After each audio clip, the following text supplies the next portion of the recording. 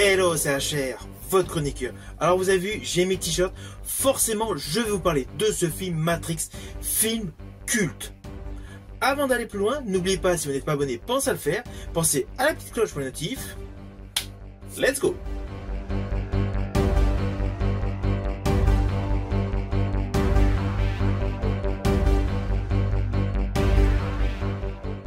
Alors début janvier, je vous ai proposé sur la partie communauté de ma chaîne un sondage concernant l'ensemble de la saga des films Matrix, vous demandant quel est votre opus préféré. Et j'avais précisé que je ferai une vidéo sur le vainqueur du sondage. Eh bien le sondage a mis en tête naturellement le premier opus.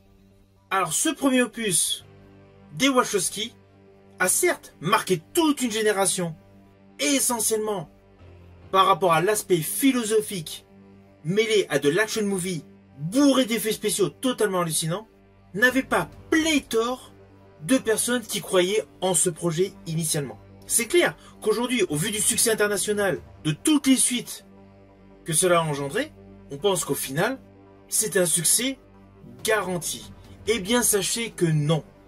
Lors de la genèse de ce film, peu de personnes y croyaient. C'est pour cela qu'il y a eu plusieurs changements par rapport au casting et au réalisateur. Ainsi, ce film Matrix est sorti en 1999, à l'aube de l'an 2000.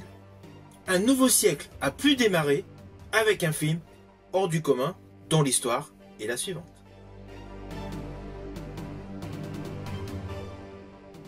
Dans ce film, on y découvre Keanu Reeves qui incarne Neo, un programmateur informatique qui découvre que la réalité telle qu'il la connaît est en fait une simulation créée par des machines. Machines douées d'autonomie et extrêmement intelligentes. De ce fait, au sein de la Résistance, avec l'aide de Morpheus, interprété par Laurence Fishburne, et Trinity, interprétée par Carrie-Anne Moss, Neo se rebelle contre les machines tout simplement pour libérer l'humanité. Naturellement, je vous l'ai dit de manière succincte, car forcément, il y a plusieurs arcs narratifs qui se dégagent autour des protagonistes importants. Il y a une histoire d'amour et essentiellement beaucoup de perceptions philosophiques par rapport à la destinée de l'espèce humaine, avec toute l'ambiguïté de l'évolution des machines par rapport à l'espèce humaine. Le scénario paraît convenu, mais in fine, il est beaucoup plus mature, beaucoup plus édulcoré que ses lignes scénaristiques de base. C'est quoi la matrice? L'histoire extrêmement intéressante, mais pourtant c'était loin d'être gagné. Car en 1994, lorsque les Wachowski ont présenté leur projet scénaristique, la Warner Bros avait dans un premier temps mis de côté ce scénario. Heureusement pour les Wachowski que leur première réalisation, Boone, a été un carton. De ce fait, la Warner Bros leur a donné carte blanche pour développer l'idée de Matrix. Joel Silver a senti qu'il y avait un potentiel avec ce script et a voulu le produire via sa société de production, Silver Pictures. Mais malgré ce producteur tout de suite impliqué, la phase casting a eu beaucoup de problèmes. Car initialement, les Wachowski avaient écrit le script de ce film en pensant à l'acteur Brandon Lee. Celui-ci est malheureusement décédé sur le tournage de The Crow. Donc forcément, les Wachowski ont dû passer à leur deuxième choix d'acteur pour interpréter Neo. Ils l'ont proposé à Will Smith, qui était accaparé par Wild Wild West. Alors oui, ici et là, on a entendu plusieurs rumeurs sur Johnny Depp, etc., qui avait eu potentiellement une proposition du rôle. En fait, Keanu Reeves a été le troisième choix. Keanu Reeves, qui croyait totalement en ce projet, s'est totalement investi. Lui qui avait tourné un autre film dans la même mouvance, dans le même style, qui a été un échec commercial, Johnny Mnemonic. Film totalement issu du même registre, du même style, où il partageait la vedette avec Dolph Lundgren. De ce fait, c'était tout à fait légitime que Keanu Reeves croit en ce projet Matrix. Par contre, le succès que l'on connaît actuellement de Matrix était loin d'être possible au vu de l'échec de Johnny Mnemonic. Face à Keanu Reeves, dans ce film Matrix, nous retrouvons Morpheus, un personnage emblématique, axe central de la saga. Celui-ci était proposé avant Laurence Fishburne à l'acteur Sean Connery. Pour la petite histoire, il paraîtrait que Sean Connery a tout simplement refusé ce rôle car il n'avait pas compris le scénario.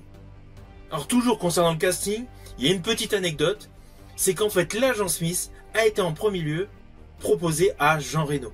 C'est clair qu'au jour d'aujourd'hui, on se dit pourquoi Jean Reno dans ce rôle? Mais il ne faut pas oublier qu'au moment de Matrix, Jean Reno avait la cote aux USA. Sur la même période, déjà il était pris par le tournage Godzilla de Roland Emmerich, mais on a pu le voir dans Rollerball et Ronin aux côtés de De Niro. C'est pour cela que l'agent Smith avait été proposé à Jean Reno. Ainsi vous comprenez que toutes ces modifications de casting a été un véritable casse-tête pour la mise en œuvre de ce film Matrix. De ce fait, tout a été bousculé par rapport au planning initial. La totalité de ce film a été storyboardée, ce qui a permis de gagner du temps sur les plans séquences et sur toutes les scènes d'action, ce qui a permis d'ailleurs de réduire le temps de tournage global de ce film à moins de 120 jours. Ah oui, il y a eu beaucoup de tournages à Sydney en Australie. Et pour faire des économies, de nombreux décors des plateaux de tournage du film d'Alex Proyas, Dark City, ont été utilisés, notamment pour la scène d'ouverture où nous découvrons Trinity. Au jour d'aujourd'hui, lorsqu'on découvre des effets spéciaux, des effets visuels dans des blockbusters à la Avenger ou à Avatar, on n'imagine pas la difficulté qu'il y avait en 99 pour réaliser les effets innovants que vous découvrez dans Matrix. Il n'y avait pas l'intelligence artificielle, toute la VFX aussi implantée et détaillée qu'aujourd'hui. Les CGI, ça avait débuté, mais pas la qualité d'aujourd'hui. C'était une époque où les réalisateurs, les frères, étaient obligés d'utiliser plusieurs caméras en simultané avec plusieurs appareils photo pour faire des effets de répétition d'ondes. Ce qui, naturellement, pour une séquence de 2 minutes, démultiplie énormément le temps de montage.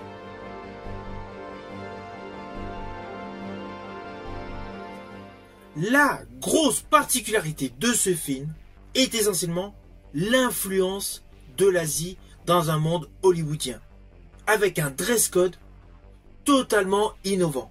Les personnages sont tous habillés en cuir, avec des longs manteaux noirs, ils ont des lunettes, il y a des décors extrêmement glaciaux, extrêmement froids en termes de temporalité, et de manière antagoniste, on a des décors extrêmement sombres. La colorimétrie de ce film met en exergue le blanc et le noir, avec ici et là une influence verte, la couleur de la matrice.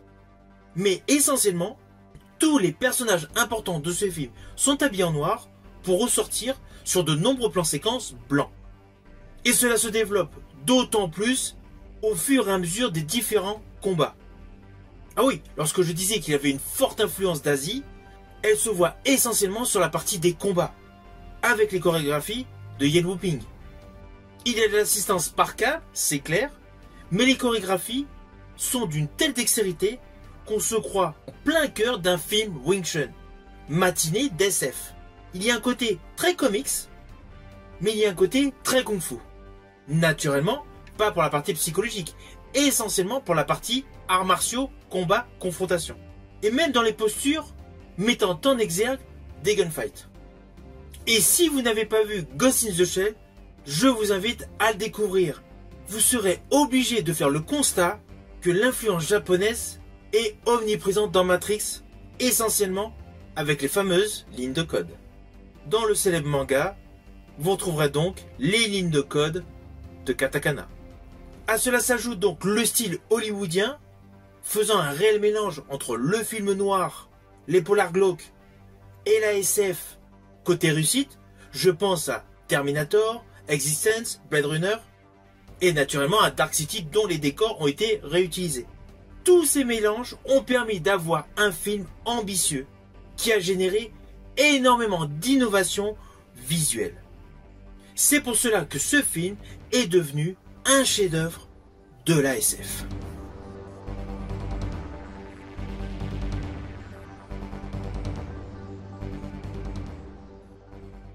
Et là où justement les Wachowski ont réussi leur pari, c'est qu'outre le fait de l'innovation technique, de ce mélange culture Asie-Amérique, il y a toute une profondeur philosophique qui baigne dans l'ensemble de ce film Matrix. avec notamment le personnage de l'oracle. On ressent essentiellement à chaque ligne de script du taoïsme avec un mélange de plusieurs pensées de philosophes connus. Je pense notamment à Confucius. Je rajouterai même que si vous regardez plusieurs fois ce film, vous allez vous apercevoir qu'il y a naturellement une corrélation avec la majorité des religions de notre monde.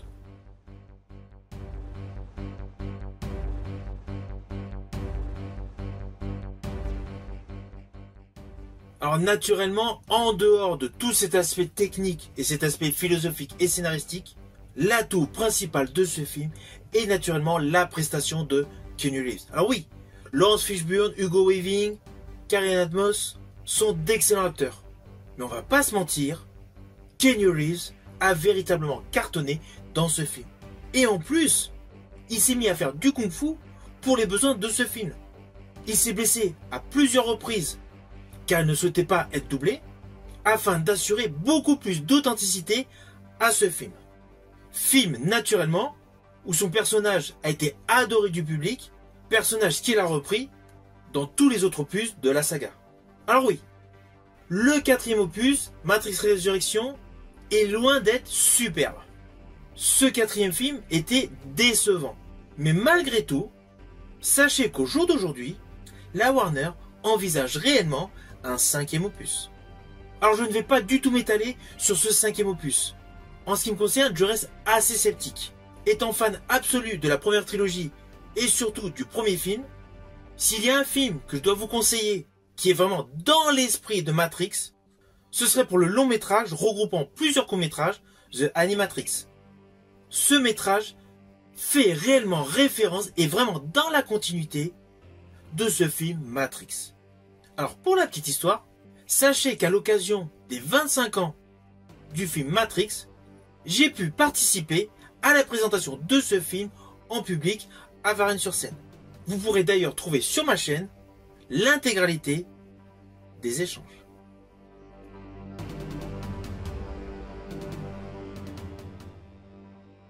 Alors au final, naturellement, c'est un film que je vous invite à découvrir si vous ne l'avez pas vu. Si vous l'avez vu, c'est primordial de le revoir. Car même après plusieurs passages sur votre téléviseur, vous allez vous apercevoir qu'il y a des petits détails que vous n'avez pas remarqués. J'estime que chaque visionnage de ce film accentue l'effet philosophique, l'effet religieux qui se dégage dans ce monde futuriste, dans ce monde cyberpunk où l'espèce humaine est devenue esclave. Si la vidéo vous a plu, n'oubliez pas, petit pouce vers le haut, pense au partage. Quant à moi, je vous dis à bientôt pour une prochaine vidéo.